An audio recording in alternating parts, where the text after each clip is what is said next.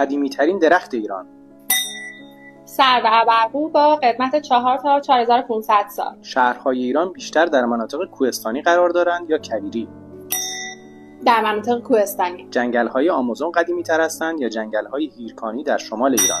جنگل‌های هیرکانی قدیمی‌تر هستند. گرمترین نقطه ثبت شده بر روی زمین. کرمان، کویرلود. قدیمی‌ترین پل قابل استفاده در ایران.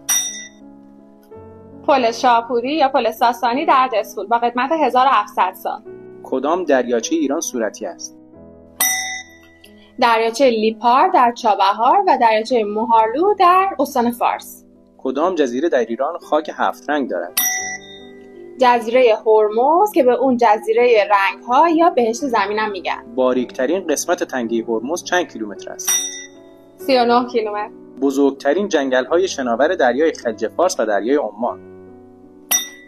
جنگل‌های هراکه در 3 استان بوشهر، هرمزگان و بلوچستان قرار داره.